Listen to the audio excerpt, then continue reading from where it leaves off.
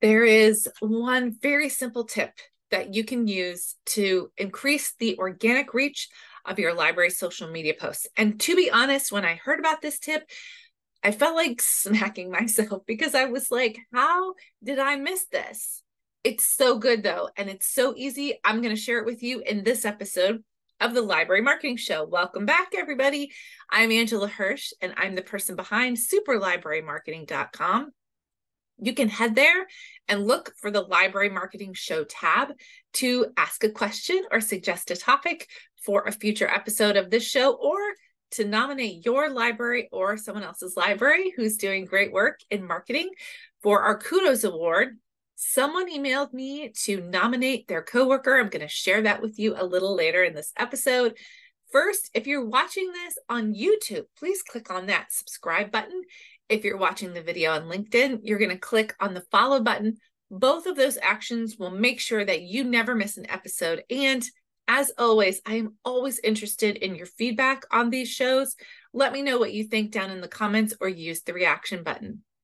All right, this is going to be a short episode because this is a very easy tip. And like I said, I can't believe I didn't think of this before, but here it is.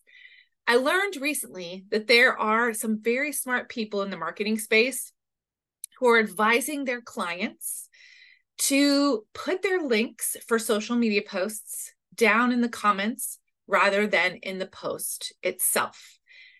And this makes absolute and complete sense. So here's what I'm talking about. Let's say you're going to create a social media post that is promoting an event and you want people to go to your event calendar to register for the event.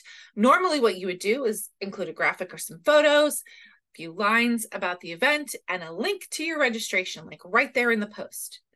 But what these experts are saying is you should take that link and put it down in the comments. Don't put it in the post itself. Make it the first comment on the social media post.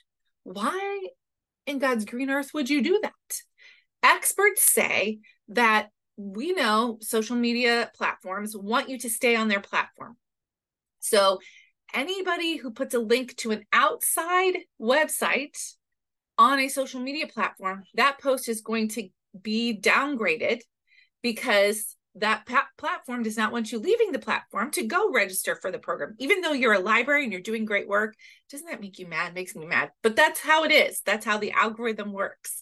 So put your links for events, your catalog, your website, anything that is not linking to that social media platform directly, you should put down in the comments, make it the first comment of your post.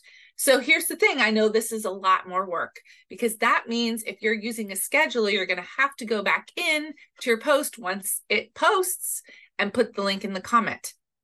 I think you should experiment with it and see what happens. I can say that I do this on LinkedIn. You may have noticed if you're watching, sometimes I share links. And if you're watching on YouTube, I put them down in the description box. But if you're watching on LinkedIn, I put them in as the first comment. My videos do really well on LinkedIn.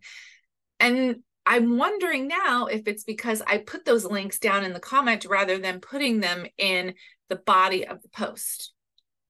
I don't know. Is anyone out there doing this in a library? Can you tell me if you saw a change in how much engagement you got on a platform when you started putting your links down in the comments? Let's get a conversation started and let me know what you think about this little tip.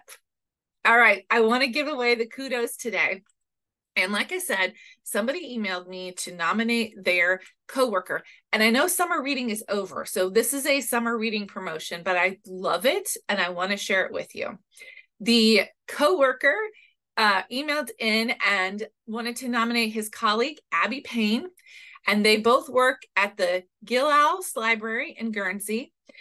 Abby made a summer reading video, and I watched it, and it is funny and so good. I'm going to put a link to it. If you're watching it on YouTube, I'm going to use one of the cards to put it up here. It's also going to be in the description. If you're watching on LinkedIn, it's going to be in the comments so they don't suppress my post.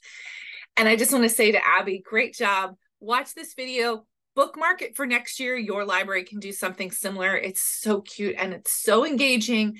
And sometimes we make videos in libraries that are really long, but this one is short and just really engaging. And I loved it. Great job, Abby. All right, that's it for today's episode of the Library Marketing Show, but my channel has lots more tips for libraries. If you're interested, click on this next video and I will see you there.